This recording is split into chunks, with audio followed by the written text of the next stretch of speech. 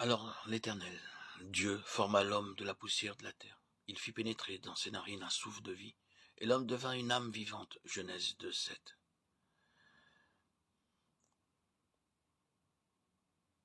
Si nous reportons à la citation exacte que l'apôtre Paul fait de ce passage dans 1 Corinthiens 15:45, nous verrons qu'il est employé pour décrire la différence qui existe entre le premier Adam et le dernier Adam.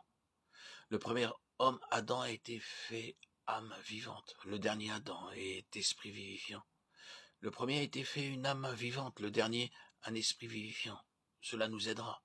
Mais remarquons pour commencer la synthèse. Il y a trois choses. Les éléments matériels, la poussière de la terre, le facteur formateur, le souffle de vie, et le résultat final, l'homme devint une âme vivante. Il n'est pas nécessaire de toucher au premier point. La plupart des hommes acceptent le côté matériel de l'être humain. Adam, de Adama, signifie de la terre. Ce mot renferme aussi un élément de couleur, terre rouge, Adam. Le second point nous amène immédiatement à notre objet présent. Nous avons ici deux côtés ou deux aspects. L'éternel Dieu, le souffle de vie, celui qui agit et les moyens qu'il emploie. Il ne faut pas confondre création et émanation. Lorsque la partie animale de l'homme est en vue, il ne nous est rien dit qui supporterait l'idée qu'il y aurait une unité de nature entre ce qui a été créé et le Créateur. Mais lorsque nous considérons cette partie de l'être humain dans laquelle il est à l'image et à la ressemblance de Dieu, nous avons une nature plus haute et celle-ci est communiquée et non créée. La méthode est différente. L'esprit de l'homme n'est pas un acte de création. Nous avons là plutôt la nature de la procréation, de l'engendrement. Ce souffle de vie n'est pas l'âme de l'homme, c'est son esprit. Ce n'est pas simplement un élément abstrait, simplement initiateur, qui marque la différence entre l'homme, organisme vivant, et la matière inanimée, mais quelque chose qui, venant de Dieu, est un organe ou une faculté aussi bien qu'une fonction. Selon l'enseignement général des Écritures, nous comprenons que ce fut le Saint-Esprit, l'Esprit de vie qui souffla dans l'homme, et par ce souffle fit de lui non seulement un être animé mis en lui, non seulement le corps, âme, la vie psychophysiologique, mais forma le lien avec Dieu pour l'accomplissement des desseins suprêmes de Dieu. Nous avons dans Zacharie 12:2 cette phrase.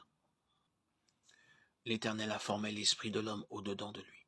Le mot formé vient du mot hébreu yatsar, qui signifie mouler, pour donner une forme. Dieu a formé le corps de l'homme de la poussière de la terre. Il a aussi formé l'esprit de l'homme en lui. Il faut qu'un lui ait existé là tout d'abord. Il faut nous rappeler ici les mots de Hébreux 12:9, le Père de nos esprits. C'est ici que nous sommes les enfants de Dieu. Il faut nous souvenir que le pneuma ou esprit a le pouvoir d'une entité définie et indépendante. Considérons les exemples suivants. Jésus ayant connu en son esprit, Marc 2:8. Jésus soupirant en son esprit, Marc 8:12. Mon esprit se réjouit en Dieu, Luc 1:47. Jésus tressaillit de joie en son esprit, Luc 10:21. Adoreront le Père en esprit, Jean 4:23. Il frémit en son esprit, Jean 11:33. Il fut troublé en son esprit, Jean 13:21. Paul fut étreint par l'esprit, Actes 18:5. Que je sers en mon esprit, Romains 1:9. Que nous servions Dieu en nouveauté d'esprit, Romains 7:6. L'esprit de l'homme qui est en lui, 1 Corinthiens 2:11. Absent de corps, mais présent d'esprit, 1 Corinthiens 5:3. Afin que l'esprit soit sauvé au jour du Seigneur Jésus, 1 Corinthiens 5:5. Mon esprit est en prière, mon intelligence reste inactive, 1 Corinthiens 14:14.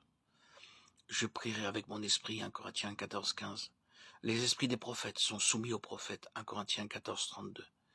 Les esprits des justes, parvenus à la perfection, Hébreux 12:23. Certains prétendent que l'esprit ou pneuma est simplement la vie de l'âme et du corps, le facteur animateur. Nous savons que quelquefois les mots souffle, vent, viennent de la même racine originale que esprit. Mais il en est de même pour le mot âme. Ils sont employés en ce cas à cause du pouvoir de l'action invisible qu'ils représentent.